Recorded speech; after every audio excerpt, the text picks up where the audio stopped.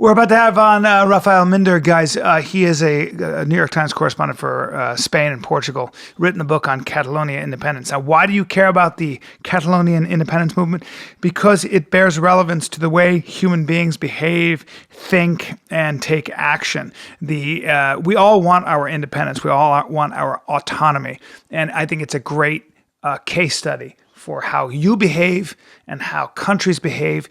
And I think it bears great relevance to what's going on in our country, believe it or not. Yeah, and I think a lot of our listeners think that identity politics is stupid. Yeah. And the advantage of going to a place like Catalonia is that you can look at identity politics as a phenomenon and really realize how silly it is, and then bring it back to the United States and say, okay, let's talk about identity politics in the United States. Is that moving us forward? Is that actually solving the practical problems? There's a Catalonian and a Spaniard in all of us. Yep. Ladies and gentlemen, we have Raphael Minder. Don't be confused by his name. He is not Spanish. He's from Switzerland, but he has written a book on Catalonia's struggle for independence. He is the New York Times correspondent for Spain and Portugal. And we wanted to kind of get you on here to kind of make sense not only of the Catalonia referendum, but more importantly, we want to draw some conclusions on how human beings tell stories, romantic stories about their past, and how those stories can have a strong effect on their present-day behavior. And some of those stories, if they're powerful enough, can get you put in jail and even killed. So I didn't know much. I watched this sort of whole referendum thing come about with, I rather distractedly. It didn't matter. It doesn't really affect my life here in Los Angeles, but it's a passionate cause for some people. Can you shed some light, Mr. Minder? Yeah, I mean, I think it's a passionate cause because we are in a time where it doesn't really matter what part of the Western world you're in. People are looking to give meaning to their lives. And I think, different centuries have had different ways of guiding people. I think in Europe, which is different to the States, people have lost their way in this globalization and somehow feel they want to know what makes them special, what's their place, and perhaps find in the return to the community a way of belonging. In fact, it's good that we talked about football because I'm always fascinated by the way people talk about their sports team and they say, we played like shit. And I always say, like, what do you mean? You didn't play. You were on a sofa drinking beer, and we did this and we suck and we're the best. Why do they do that? Because I think people need to belong. And in a way, I think the Catalan story says something much broader, which is that this emotion, this need to belong can be channeled through different paths. And one of them is obviously the idea of nationality, statehood, and that's a very powerful one. And Catalans have a distinct language and culture. There's no question about it. It's century old. What they haven't had is a state.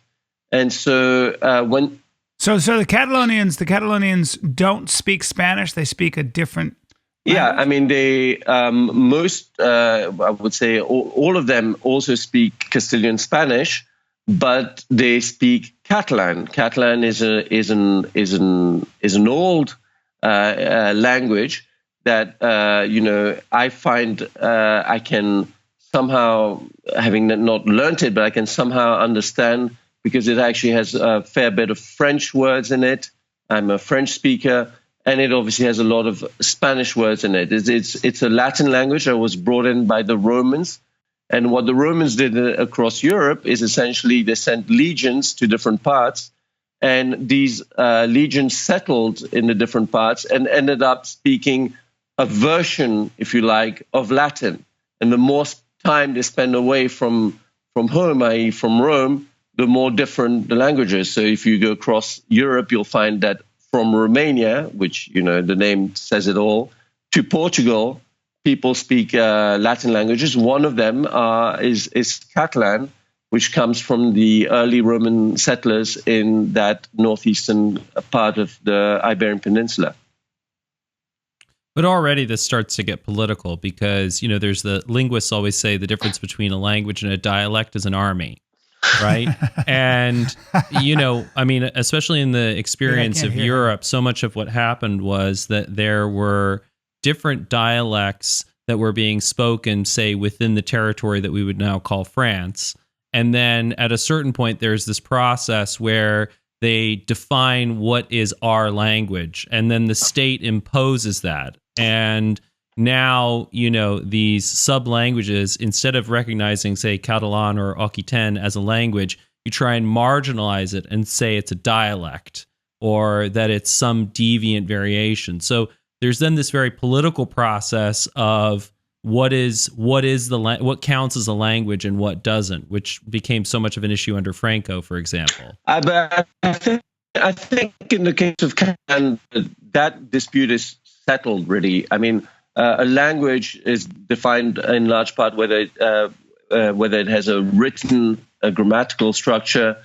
That is definitely the case of Catalan. It has a long history of being written and not just spoken.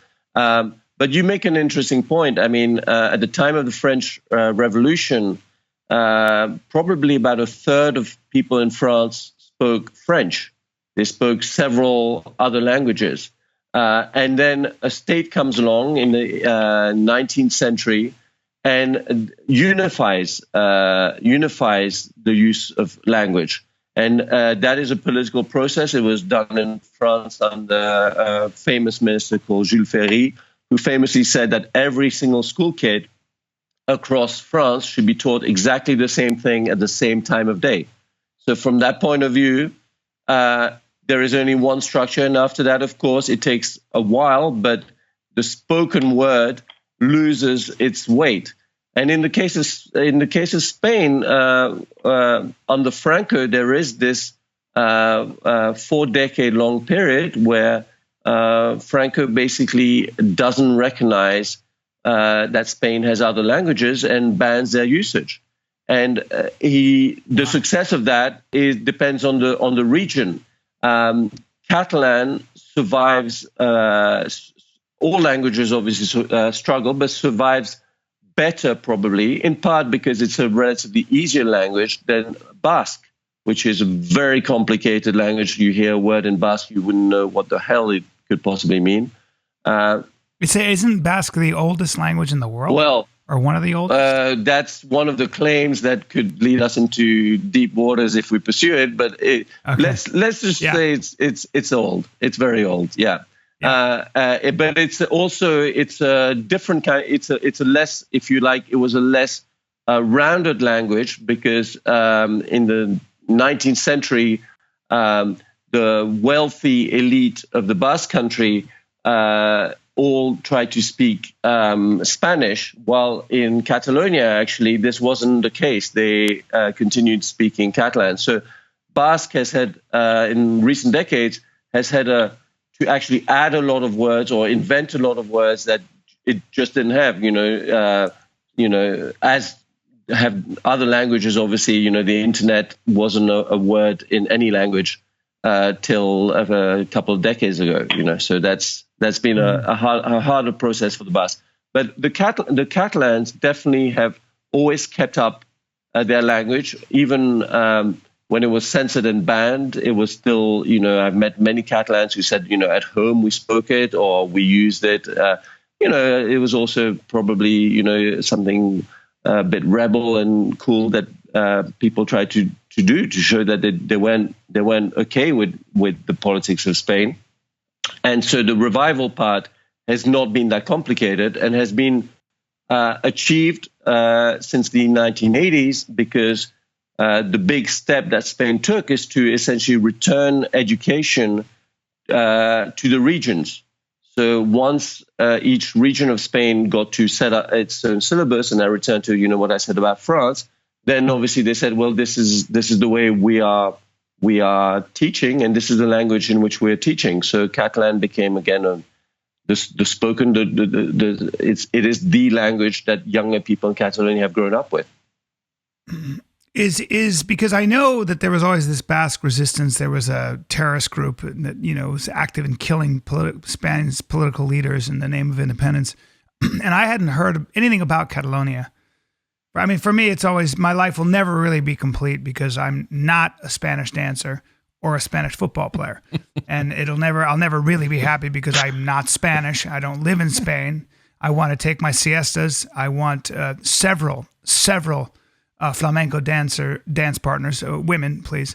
And I've always fascinated coming home and my wife is there in a black dress with a rose in her mouth. None of that happens for me. So I'm, as great as my life is, I'll never really be happy.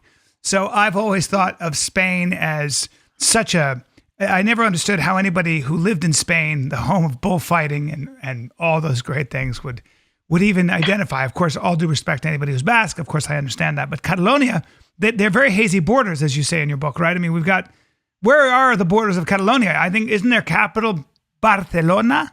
Notice my accent. Yeah. It's amazing. You hear that? Yeah. Brian, I see, Castilian. and Castilian. it's really good that we're talking about identity, because I think that honestly, although the world may not recognize you as a Spaniard, like that's where you belong. No, because they can't see my heart. Oh, yes, but if you were to do a 3D image of my heart, it's from Spain. All right. Español. All right.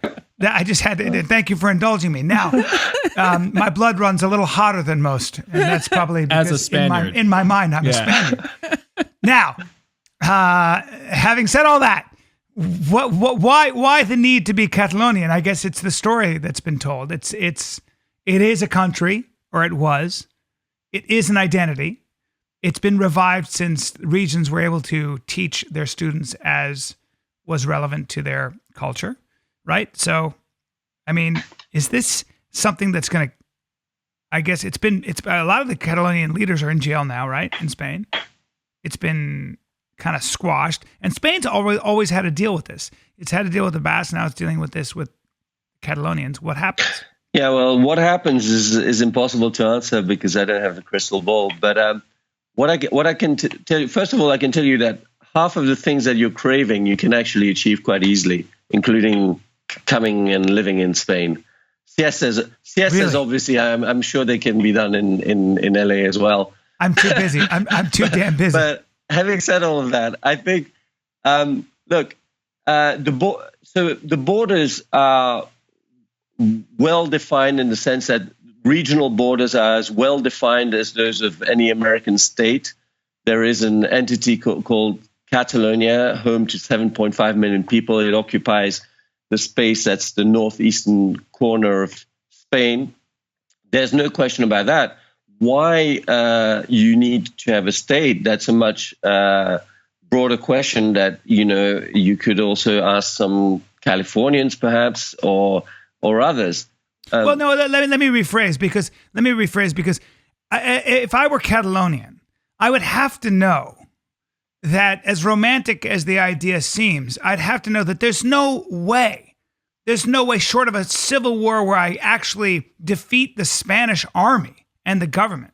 There's no way that I'm going to get Barcelona to be Catalonian. It's not happening. But Barcelona is at the heart of Catalonia. There's no way it would not be part of Catalonia. Right. I mean, but good luck getting the Spanish to give you that amazing city. It's not happening. Well, right? A lot of people will tell you that impossible isn't part of the English language, and it's definitely not part of the Catalan language either. So they would say, look, all sorts of very complicated changes were achieved in the face of people telling them there's no way. And in fact, you have Catalans, I'm not telling you that I share the view, who even look back to the civil rights movement of the United States. And they say, well, lots of people told Rosa Parks and other people that there's no way either. And they don't take it that if a majority of their people believe in something, things cannot be changed in a democracy. But in a democracy. This is different. But this is different because Catalonians still enjoy all the rights that Spaniards do, with the exception of not being able to fly a flag, I suppose. They can. But they're able to teach their kids their language. They're able to express their culture.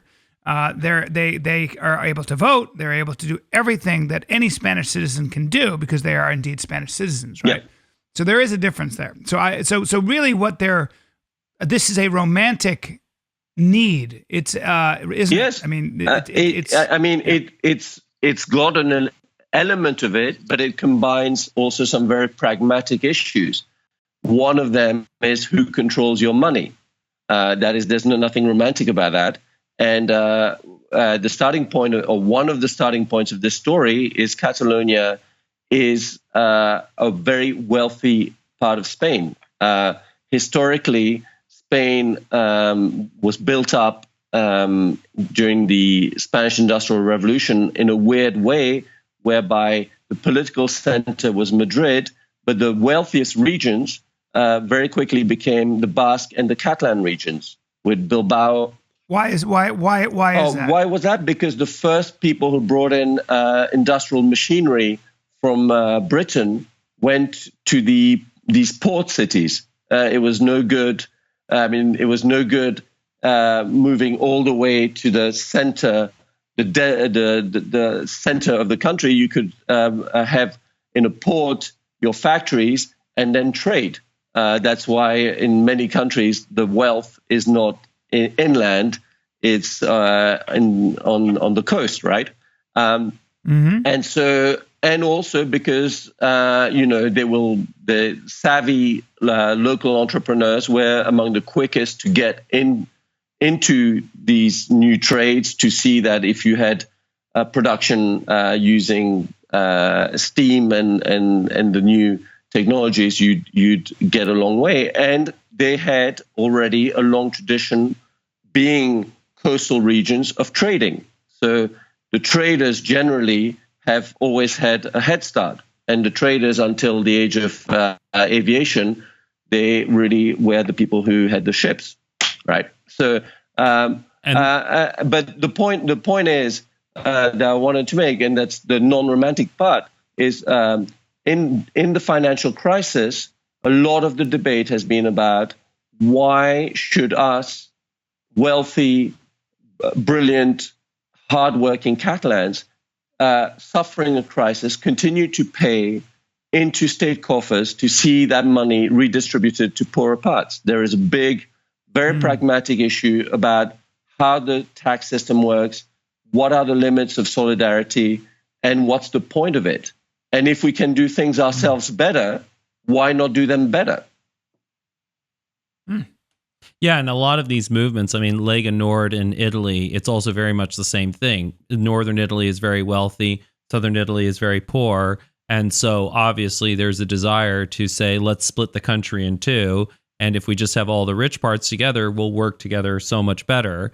And then there becomes a desire out of that financial incentive to then create an identity that justifies that sense of separateness. And the easiest way for the Catalans is to do it around language.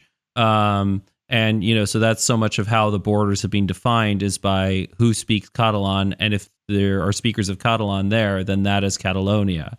But there's also been historical symbolism, like you talk in The Struggle for Catalonia about the Born, right? Which is, could you break down, what happened there, and then how has that been reimagined for political purposes in the modern age? Well, I mean, not that much happened. So the Born was at one point the biggest market in Barcelona, a very big iron structure that was used as the marketplace. What is relevant about it is that the key date in the history of Catalonia, according to Catalans, is actually the 11th of September.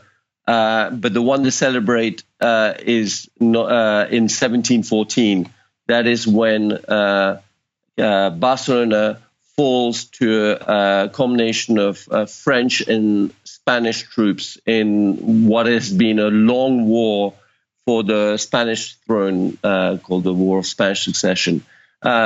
After that date becomes celebrated as the time when Spain, or the power from Madrid, takes over and reduces Catalonia to the status of basically second-rate subject.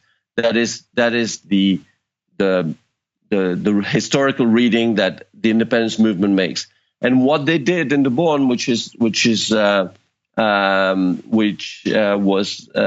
basically disused and was being subject to discussions over whether it should become a new city library or what, they created a museum, which is essentially the museum of history, so museum of where their tragedy happened.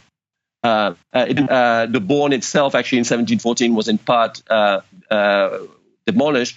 But one of the things that I mention in the book, which is the way these things happen, is that when Barcelona was preparing for the Olympic Games that it hosted in 1992, it started excavating in the Born and found lots of very interesting remains, including from the Islamic period. But at the time, it was in a hurry to do the Olympics, and there was nothing sacred about this ground at all. And so they even built a car park right on top of what was probably one of the most important Islamic remains that the city of Barcelona had. Fast forward 25 years later, and you're for many people, you're walking on Holy Land when you walk into the Born, because that's where you understand the feelings of Catalans. You're reminding me of the temple, King Solomon's temple, when it was raised. These things really hold their resilience. They hold their symbolism for thousands of years, and then there's just a retaining wall called the Western Wailing Wall, and so you have Jews that come all over, and they pray at the wall and stuff. We do need symbolism. But usually, the best symbolism is if you had something that was torn down against your will. That's that is definitely, and part of my book is essentially the story of don't let the facts get in the way of a good story. Symbolism is built around stories. They can be true, half truths, or just legends, but it doesn't matter. Once you've got the belief and once you've created the symbol, it can be as strong as anything that actually has factual origins. Well, people need tribes. And when I hear these stories, I realize that we are doomed to our biology to an extent. And, then the question becomes, what do you do? How many Catalonians are there? 7.5 million. Live in Catalonia, and then of course there are some Catalan speakers in neighboring regions, so you could add a few million. And what's the population of Spain? Yes, it's 45 million. Okay, so 1/7 of the population. No, nearly it's quarter. Catalonia is 16% of the population, and around 19% of the GDP. So it's wow, 19. So 19. Okay, so it's a significant. We're dealing with a significant population. We're dealing with a significant population with a lot of economic clout. We are dealing with. I'm not going to get the math sound perfect, but we're dealing with something as important as California seceding from the United States. This is not just about the population; it's also about what it represents in terms of economic power, of innovation, and where Catalonia has been in the history of the development of the country. Do you have a sense of how many actual Catalonians are driving this? I mean, are all 7.5 million Catalonians sympathetic to this cause, or are we dealing with a very small, energized group of fanatics? No, we're dealing with a population split right down the middle. I don't have to tell you whether I have a sense or not, because we've got election results that have come in at almost exactly the same percentage in 2015 as in last December. That percentage was 47.5% of people voted for parties that want independence. So, it cannot get... Catalonians. No, Spain, inside Catalonia. So we are talking literally a society split down the middle. It cannot get much closer to that. Give or take a few percentage points. They haven't reached the 50.1%, which is the magic number in democracy. But they're very, very close to that, and they've been for a few years now. And in terms of, but 25 years ago, I mean, what you're saying, in 1992, this place that is now supposedly a holy site, they built a parking lot over. And then a small number of people did manage and go and really build this sense of Catalonian identity very, very strongly in 25 years to the place where now you're at 47%. So, and I think why this is so important, not just for, Catalonia and for Spain, is because there are so many identity politics movements going around, and they're defined around different things.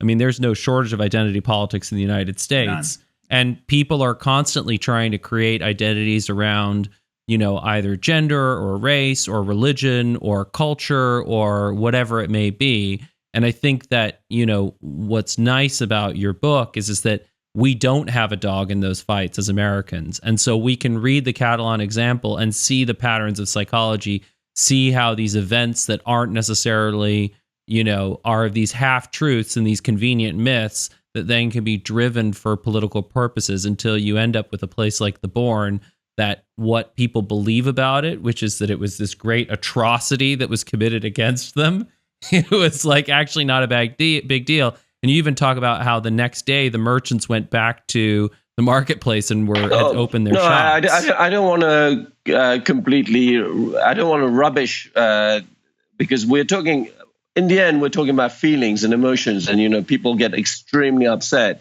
This debate has upset people tremendously. Half of the. By the way, and it goes back to the 1700s, right? And people are still getting upset about it. They're not. Yes, but they're getting upset for much more recent reasons. They're finding old roots, but 25 years ago, the people whom you described as the fanatics would probably there's always been people who wanted independence in Catalonia, but they were probably representing maybe 15% of the voters, and this was a proportion that a society could comfortably or relatively comfortably live with. There's always people who have more extreme views on tons of things, right? But yes, they've drawn in different arguments from different times, and they've rewritten or reinterpreted parts of the history. Parts of the history, by the way, that are that divide the historians. This is not just a bunch of people at home who know nothing about history.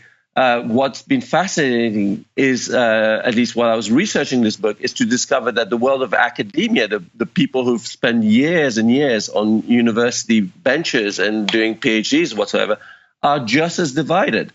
So for every Catalan historian who tells you, we were deprived of our great nation status in 1714, you'll find an equally qualified Spanish or possibly even Catalan historian telling you, this is a complete revisionist reading of history, and you will find this.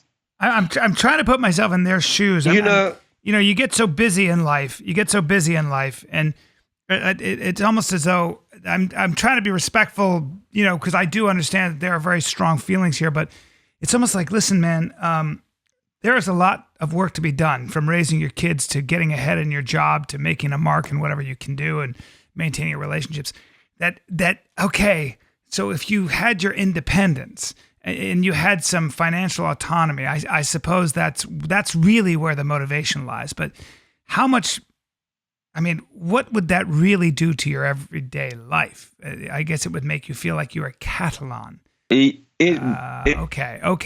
I guess I'm okay. Well, I've asked many people that question. And, the answers you get are answers that are hard to understand.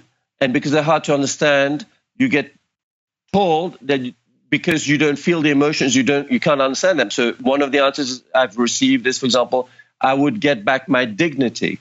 Now, I don't. Come yeah, on. but these are things. But I mean, say, I could understand that if you were a Black American and you didn't have voting rights. I can understand that if you were, Tibetan.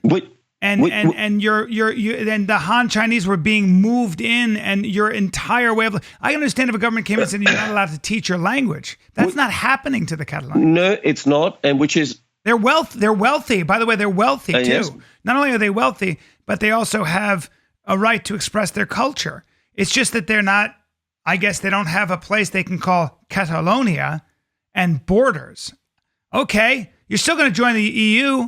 You're still going to have to deal with. Your neighbors are Spaniards, literally. Yeah. You understand what I'm saying? It's hard for me as an outsider. I can sympathize. I can understand. I can understand you. I sometimes tell people I have a sister who's a judge, and my sister did many divorce cases, and she always said, you wouldn't believe how many people came to see me, and I had to sit them down and go through the different arguments, and they couldn't remember any of it. They couldn't actually tell me, but they knew that they absolutely wanted to get rid of the person who was on the other side of the room. But we went through it and we said, okay, so who did what to what? I said, I don't care. This person's a nightmare. Yeah. Full stop. No, emotions will cloud any kind of reason. Emotions mixed in with arguments are very powerful. But you could flip the argument around and say, given the liberties of that Spain offers, the high standards of living, the fact that it's actually one of the most visited countries in the world by people who love Spain, like you, who wanna see the flamenco, who wanna enjoy the beaches and so on. What exactly has the country done wrong in terms of failing to generate a sense of common well-being, which is an important question, and this is, I think, we talk about this in terms of the Catalan problem, but I think at the moment we're also seeing a revival, and it's an interesting one, of Spanish nationalism, of, let's remember that we're great. Spain is great. Yeah. That, don't let the Basques and the Catalans hog the headlines and keep telling the world that they're great. We are great. And sure. Just last weekend, for example, there was there's been now a new debate because there's one of the weird things about Spain is that the national anthem doesn't have any lyrics. So it just has music. And a famous singer just a few days ago, impromptu at the end of her concert, sang the hymn with her own lyrics. And this immediately got the prime minister of the country to go on Twitter and say, great lyrics, love it, and so on. And then we are into a new debate, and then other people say, well, let's not sing to that level. We've been fine with our lyrics. That's just the way our hymn is. Let's not do we will be more Spanish than you Catalan. That's the wrong approach, Catalonians, I would imagine, and vice versa, but the Catalonian culture has assimilated a lot of Spanish culture, and Spanish culture has assimilated a lot of Catalonian culture. So this romantic idea that there's a pure culture, and that my culture is just, it's not true, man. It's just not true. It's not historically accurate. It's not, but none of this is ever historically accurate. I have a chapter devoted to the food of Catalonia. And I have probably the greatest chef of Catalonia, Ferran Adrià, who created El Bulli, which was voted the world's best restaurant for several years, say, the ingredients, bread came from Mesopotamia. It's not, to make it yours is factually incorrect. Of course. We got half of our. I talk about this in my stand-up. A burrito may be Mexican, but you have rice from China, meat from Europe, you have tomatoes and peppers from the Andes, and you have cheese which started in Turkey or maybe Switzerland. Absolutely. But the fact, what you mentioned earlier, bullfighting. Bullfighting is a good example.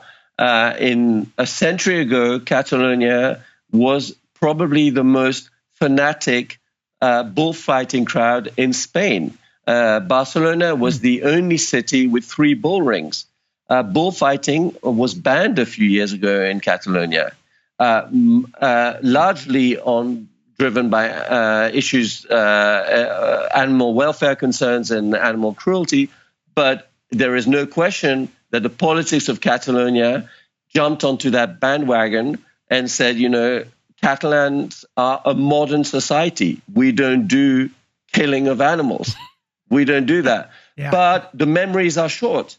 And so, I think I have to say that as a guy, as somebody who hunts and I eat meat, I went to a bullfight in Portugal and I was all excited. And then I saw what they were doing to the bull and I became a PETA activist. I was like, what the fuck? And I couldn't believe my own reaction. I was like, you're torturing the bull's in pain. And I was like, I hope that bull kills that guy.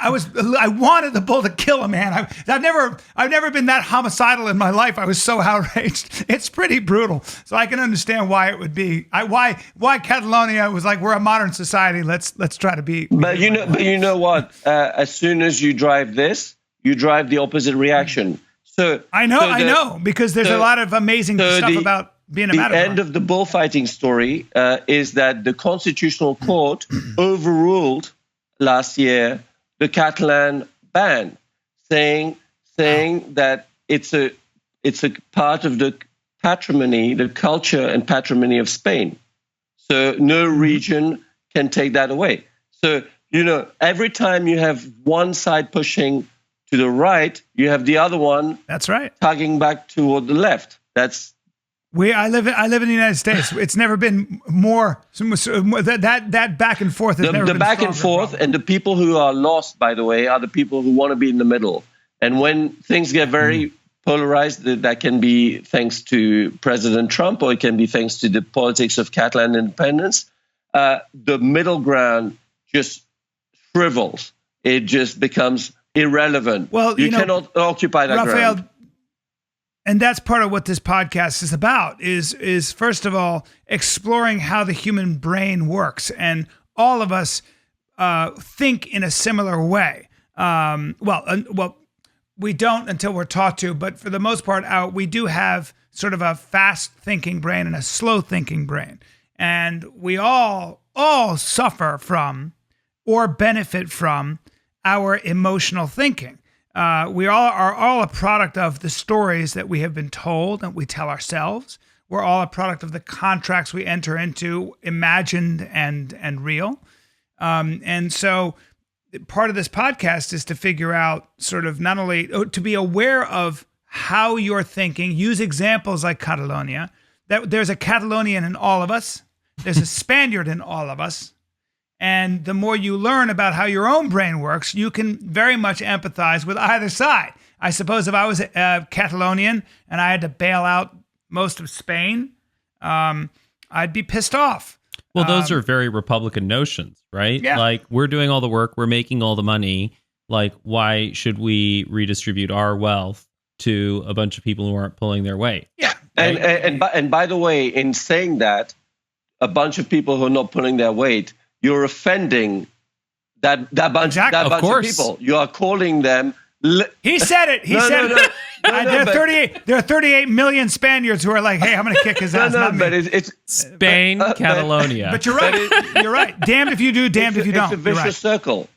As you're making one argument, you are offending massively the other part. A well-known Catalan writer said to me, the way most Spanish people feel about this is as if their wife for 40 years suddenly said to them, by the way, I just should tell you, I've always thought you're really ugly. That's how they've received this. This is a smack in the face to a proud people who go, what the hell are these people thinking? Like, what makes them so special, and who the hell are they to do this? I mean, a lot of people react like that. I would say a mix of sadness, bemusement, and offense. Offense is taken. I understand that. I would get that, because I mean, if you invade Barcelona, you're invading Spain, not Catalonia. And if there was an enemy out there on the shores, if the Mongols came in, you know, and they decided to rape and pillage Barcelona, the Spanish army would come in there and you know, be expected to save them. So it's a tough. It's a good example you've given, and I can give you a contemporary one. On the 17th of August, you might remember there were terrorist attacks in Barcelona, killing people in the middle of the city with a van. There was a political truce that lasted all of, well, let's say 2 or 3 days. And after that, both sides started recriminating the other for the failures of their police. You know, this was Catalan police not receiving the intelligence that is supplied to the Spanish CIA, and the other side saying, you know, this was there were incompetent actions taken in Catalonia. So, you know, every time, unfortunately, we are now in a situation where anything is just a match that you throw onto the fire. It really is. And that's, I mean, I think it's the thing you brought up with your sister about being a divorce lawyer and being a judge for divorce hearings. Like, this is a marriage, and this is a marriage in which trust has utterly broken down. And therefore, each side is now just rationalizing the narrative to make it the other person's fault and to justify their own behavior. And, you know, that's very much where the United States is. Like, trust has broken down. And, you know, a lot of places in the world need some serious marriage counseling. Because even if we do go our separate ways, you know, we're going to have to stay together for the kids. Like, you know, there needs to be ways in which we can work together and can, like, Spain and Catalonia are going to have things they're going to need to work on together, regardless of whether they're in a formal union or not. Yeah. What would you, I mean, it's a tough thing, but if I make you emperor of that region, what do you do about this? Because as the president, as the all-powerful emperor of Spain, let's say I was the king of Spain, I might just go like this. What? Catalonia? Okay, cool. You guys want to call yourselves whatever you want. Fine, no problem. I mean, then, of course, we have to deal with taxes and everything else. But, you know, aside from short of actually creating these real borders, I don't know what the solution is. And I always wonder about the Catalonian leadership. Are they actually content with having this sort of nostalgia, this long lost need for succession, knowing that the chances, again, are practically very, very slim that Spain is going to say, go ahead. I mean, is there a financial solution to this? Is there a way to tax that region differently? Yeah, but that sets a very bad precedent. It's a complicated thing to do. But in 2012, when the Catalan government first went to Madrid with its complaints, it wanted a new tax deal. It didn't want independence, and it got told, guys, I don't know if you've noticed when hell. You know, how can you be asking money? You broke up. You broke up there. Yeah, can you hear me? Again? No, they wanted to get money, was the main demand. That was rejected out of hand in 2012. It was in the middle of the financial crisis. The government was like, you know, we're trying to bail out banks here. We're not going to discuss a sweet deal for the Catalans. That's not going to happen.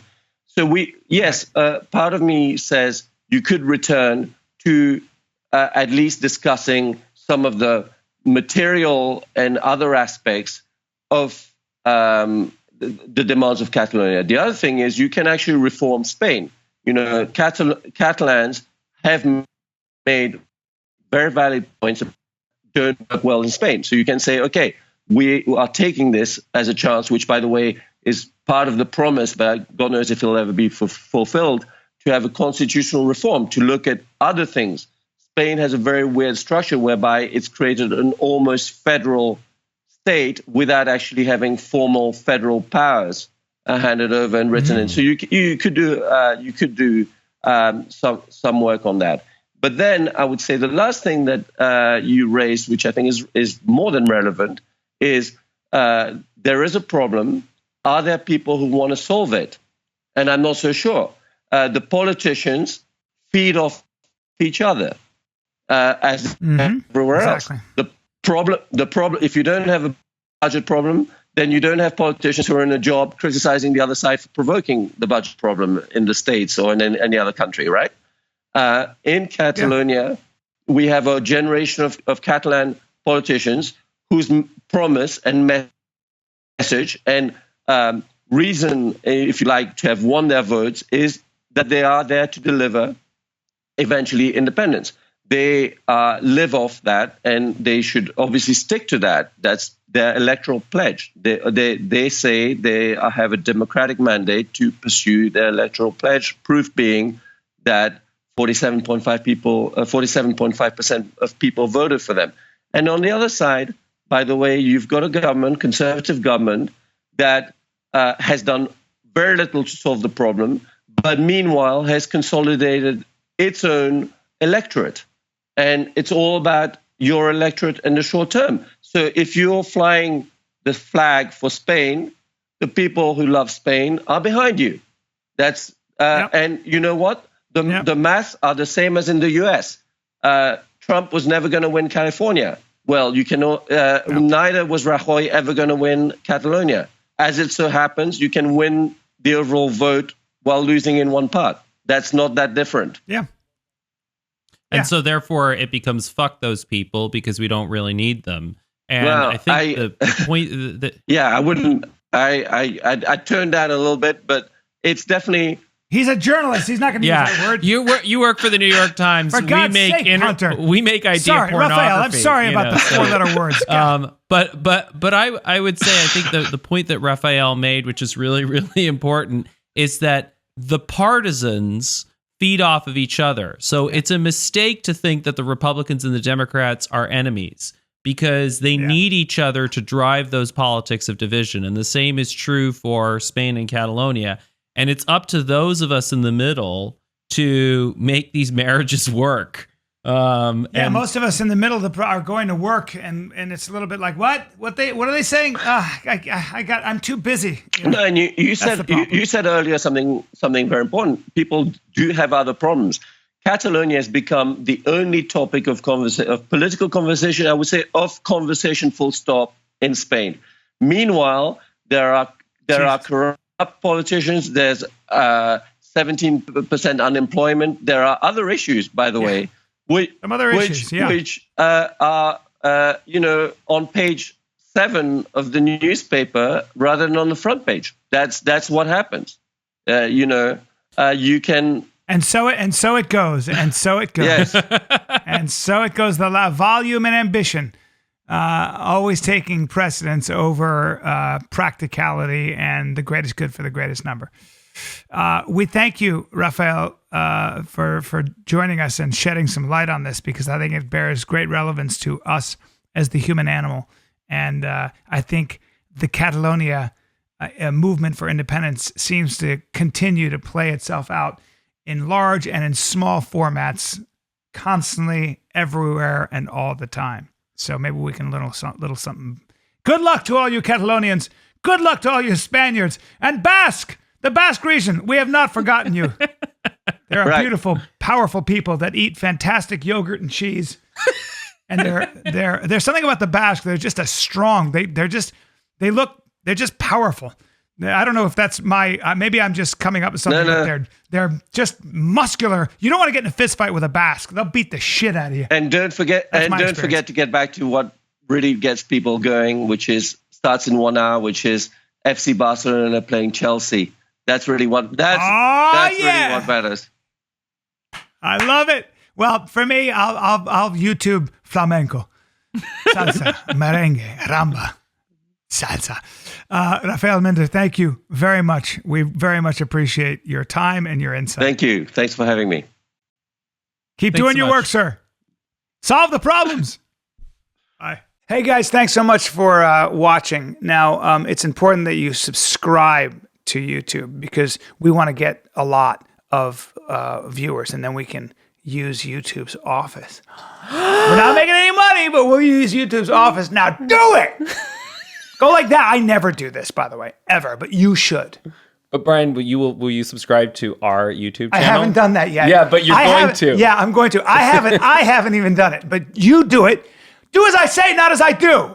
Inspire Bryan to do it. Yeah, and then I'll do it.